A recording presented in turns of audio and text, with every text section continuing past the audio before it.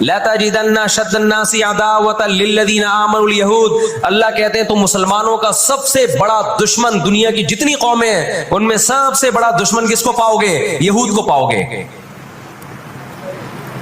اس کے بعد مشرکین کو پاؤ گے، اور اسلام کے سب سے زیادہ قریب تم کس کو پاؤ گے؟ نصارہ کو، عیسائیوں کو پاؤ گے۔ تو ان کو بہت عرصے سے، صدیوں سے کچھ دنیا میں ہوا نہیں تھا، تو ان کو بیٹھے بیٹھے پریشانی ہونا شروع ہو گئی۔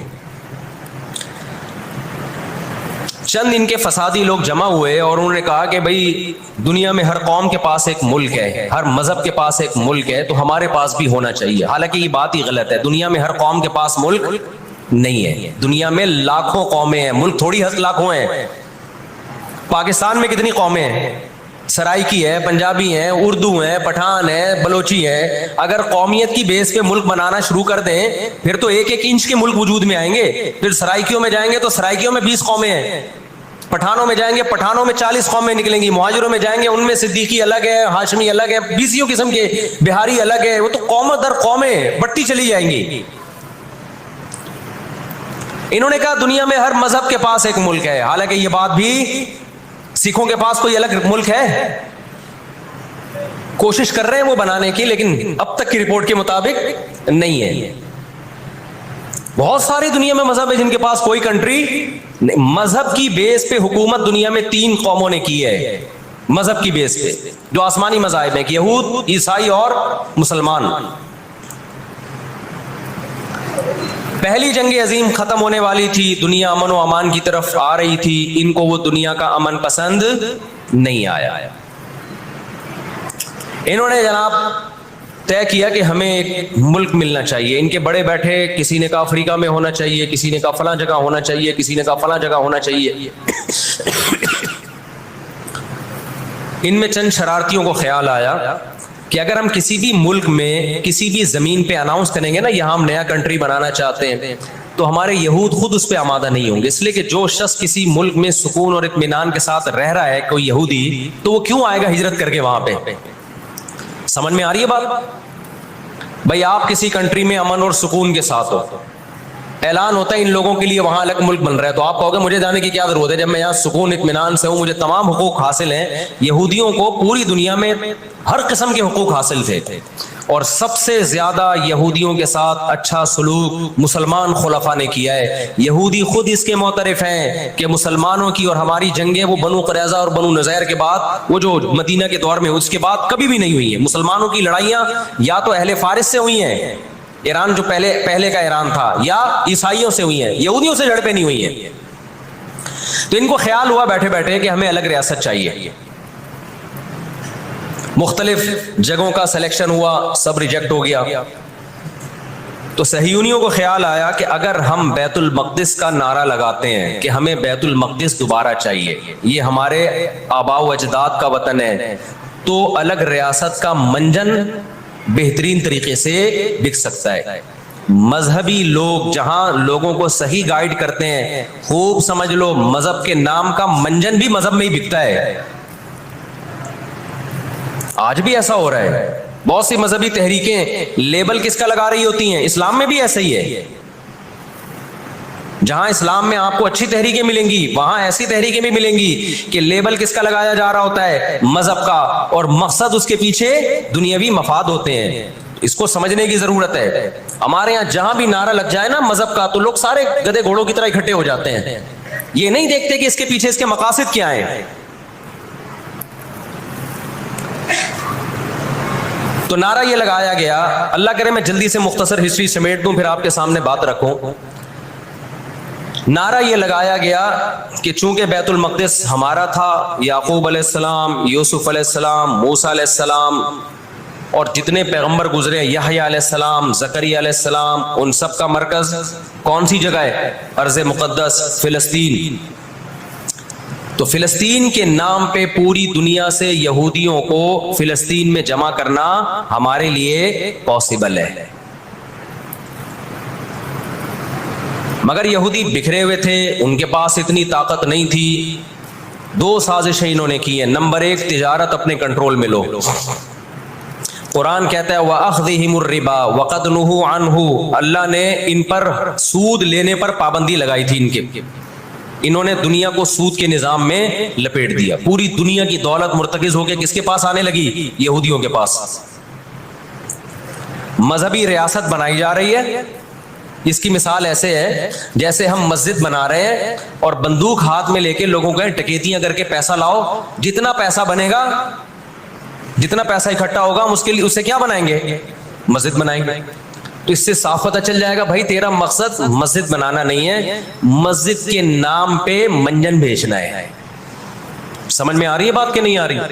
لیبل مسجد کا لگ رہا ہے اس کے پیچھے, کیونکہ جو مسجد جو بنانا چاہتا ہے وہ کبھی بھی حرام پیسے سے مسجد نہیں بنائے گا. تورات میں آج تک سود کی حرمت موجود ہے. قرآن نے بیان کیا کہ ان کو ہم نے سود لینے سے منع کیا, لیکن انہوں نے سود لینا شروع کر دیا. بڑے بڑے بینک آج کس کے پاس ہیں؟ ان کے تانے بانے سارے کس سے جا کے ملتے ہیں؟ یہودیوں سے. بیٹھے بیٹھے پیسہ جمع کرنا شروع کیا.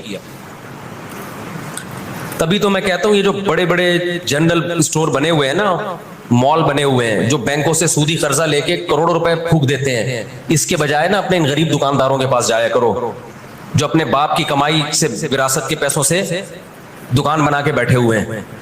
یہ جو سودی نظام ہے نا, سودی نظام, اس سے دنیا کی دولت مرتکز ہو کے چند ہاتھوں میں جاتی ہے. پھر وہ چند ہاتھ ہی آپ کے باپ بن کے بیٹھتے ہیں دنیا میں. جب سے ہی بڑے بڑے اسٹورز بننا شروع ہوئے ہیں, مال بننا شروع ہوئے ہیں, یہ چھوٹے موٹے دکانداروں کی جو حلال کی آمدن تھی, ان کی جو بینکوں سے قرضے نہیں تھے, جو دادے پردادے سے محنت کر کے تھے اور اب اتنا جمع کیا کہ ایک دکان بنا لیں, وہ سارے ایک طرف رہ گئے. اور ایک سرمایہ دار اٹھتا ہے بینکوں سے اربوں روپے کا قرضہ لے کے ایک بہت بڑی بلڈنگ بنا دیتا ہے اور بیٹھ کے نوٹ چھاپتا ہے. وہ یہ کون سا ان کی خون پسینے کی کمائی ہوتی ہے؟ تو اس عذاب میں دنیا کو کس نے دھکیلا؟ سودی نظام میں. بولو, یہودی نے دھکیلا. ان کے شاطر دماغ نے کام کیا کہ پوری دنیا کی معیشت کس کے کنٹرول میں لے کر آؤ؟ اپنے کنٹرول میں. آج اگر حاجی, ہم یہاں سے حج کرنے جاتے ہیں نا, میں نے ایک دفعہ سعودی عرب میں کسی سے پوچھا کہ یہودیوں کو یہ کھٹکتا نہیں ہے, اتنے لاکھ لوگ آ رہے ہیں, 40 لاکھ 50 لاکھ لوگ حج کر کے جا رہے ہیں, ان کو کھٹکتا نہیں ہوگا اتنی اللہ نے مسلمانوں کو عزت دی؟ انہوں نے کہا ان کو نہیں کھٹکتا, یہ چاہتے ہیں کہ 40 لاکھ کے بجائے 80 لاکھ لوگ حج کیا کریں. وجہ اس کی ہے کہ وہاں سارا مال ان کی کمپنیوں کا بکتا ہے. میں سمجھا پا رہا ہوں اپنی بات؟ ساری پروڈکٹ کس کی بکتی ہیں؟ منجن انہی کا بک رہا ہے وہاں بھی. تو چاہتے ہیں 40 لاکھ کے بجائے کتنے لاکھ حج کیا کریں؟ 80 لاکھ حج کیا کریں. اللہ میاں نے حج کا جہاں تذکرہ کیا نا, وہاں تجارت کا بھی تذکرہ کیا ہے. لیس علیکم جناح ان تبتغوا فضلا من ربکم. مسلمان جب حج کرنے جاتے تھے تو تجارت بھی کرتے تھے, کیونکہ پوری دنیا سے مسلمان آ رہے ہیں. ایک ملک میں ایک چیز سستی ہے, دوسرے ملک میں وہ مہنگی ہے, تو اس ملک والا یہ سستی چیز لے گیا, یہ والا یہ سستی چیز لے گیا, دونوں پارٹیوں کو پیسہ مل رہا ہے, حج بھی ہو رہا ہے, پیسہ بھی مل رہا ہے. صحابہ کو خیال آیا کہ یہ تو ہم حج کرنے جا رہے ہیں, اس میں ہم بزنس بھی اگر کرتے ہیں تو ہمارے تو حج کا اجر ضائع ہو جائے گا. اللہ نے فرمایا نا نا نا نا نا, اگر تم حج کے ساتھ تجارت بھی کرو گے, تجارت کا فائدہ بھی ملے گا اور حج کا بھی پورا پورا ثواب ملے گا تمہیں. کیوں؟ اللہ چاہتے تھے کہ حج کے ذریعے معیشت بھی مسلمانوں کی مضبوط ہو. اللہ تھوڑی مسلمانوں کو کمزور دیکھنا چاہتے ہیں. آج حج مسلمان کر رہا ہے, گناہ بھی معاف کروا کے آ رہا ہے, فائدہ کس کو ہو رہا ہے؟ یہودی کو ہو رہا ہے. میں نے وہاں سعودی عرب میں کسی بڑے سے پوچھا, میں نے کہا یار آپ مسلمانوں کی پروڈکٹ یہاں کیوں نہیں بیچتے؟ انہوں نے کہا ایک دفعہ ہم نے پاکستان سے مرغی منگوائی تھی, چکن پاکستان سے منگوائی تھی تاکہ بلا شک و شبہ حلال ہو, ان سب کو پتا ہو کہ حلال ہے. ایک دفعہ بھیجی, اس کے بعد 2 نمبری کی ان لوگوں نے, تو سعودیہ نے بین کر دیا. آپ کے جتنے مسالے ہیں نا, میں نام نہیں لے رہا کمپنیوں کے, ایک ایک کا نام لے کے بتاتا.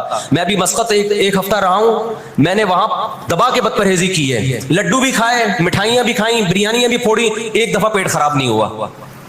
جرمنی گیا, پھوڑ پھاڑ کے آیا, پیٹ خراب نہیں ہوا. سعودی عرب گیا, پھوڑ پھاڑ کے آیا, پیٹ خراب نہیں ہوا. یہاں آیا ہوں, کھچڑی کھا کے پیٹ خراب ہو جاتا ہے. پتہ نہیں کیا کھلا رہے ہیں یار ہمیں.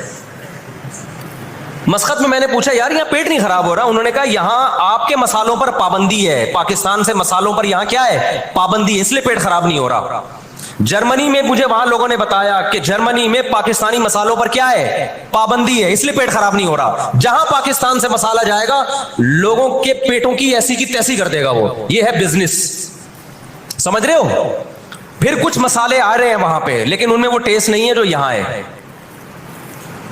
वजह क्या है कि यहां जो केमिकल डल रहा है ना टेस्ट के लिए, वो केमिकल के बगैर जा रहे हैं, फिर वो एक्सपोर्ट हो रहे हैं, इसलिए इसमें वो टेस्ट नहीं, लेकिन सेहत नहीं खराब कर रहे।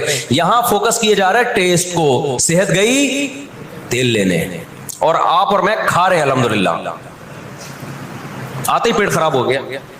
खैर, तो यहूद ने किसको, अब देखो यहूद ने बड़ी ईमानदारी से बिजनेस किया कि हम ऐसी प्रोडक्ट मार्केट में बेचेंगे जो एक नंबर होगी, और बहुत सारी साजिशें भी की, ऐसी ऐसी साजिशें हुई हैं। उन्होंने देखा कि जो मुसलमान कंपनी बहुत ज्यादा आगे बढ़ रही है ना, आपको याद है पोल्का कंपनी, पोल्का के हम आइसक्रीमें खाया करते थे बचपन में, ईदी मिलती थी। ऐसी बड़ी बड़ी कंपनियों को जब देखा ना तरक्की कर रही है, मुंह मांगी कीमत देके खरीद के बंद कर दिया कि एक दफा इन्वेस्ट कर दो, अच्छा खासा लगा दो पैसा, लेकिन इनको आगे नहीं बढ़ने दो। उसका नतीजा ये निकला कि दुनिया गुलाम बनती चली गई। इकोनॉमिकली किसकी गुलाम बन गई? आज अमेरिका इसराइल को गलत कह के भी किसका साथ देता है? मुझे याद है चंद साल पहले अमेरिकी सदर ने बयान दिया था इसराइल ने ये गलत किया है, यूनाइटेड नेशन के लॉ की पाबंदी नहीं की है, लेकिन हम फिर भी किसके साथ हैं? पूरे पूरे अल्फाज बता रहा हूं मैं, फिर भी हम किसके साथ हैं? मानते हुए, उसको पता है, वो उसकी मिसाल वो 50-50 में एक आया करता था ना, 50-50 में एक क्लिप वायरल हुआ है कि कमेंट्री हो रही है कि सलीमुल्लाह बहुत अच्छा खेल रहा है और कलीमुल्लाह तो खेल ही नहीं रहा। अब लोग जो कमेंट्री करने वाला है उससे कह रहे हैं अबे या तो खेल ही नहीं रहा, वो जो तमाशाई थे वो छोड़ छोड़ के जाने लगे, तो गलत कमेंट्री कर रहा है। उसने कहा तुम जहन्नम में चले जाओ, लेकिन खेल यही सही रहा है, भले तुम जाओ। वो उन्होंने कहा हम घर जा रहे, उन्होंने कहा तुम घर नहीं, तुम जहन्नम में जाओ, लेकिन यही सलीमुल्लाह बेहतरीन खेल रहा है। फिर दिखाया कि पीछे बंदूक रखी हुई है किसी ने। तो इस वक्त अमेरिका को गिच्ची से किसने पकड़ा हुआ है? ताकत अमेरिका के पास ज्यादा है, साजिशें किसके पास ज्यादा हैं? इसराइल के पास।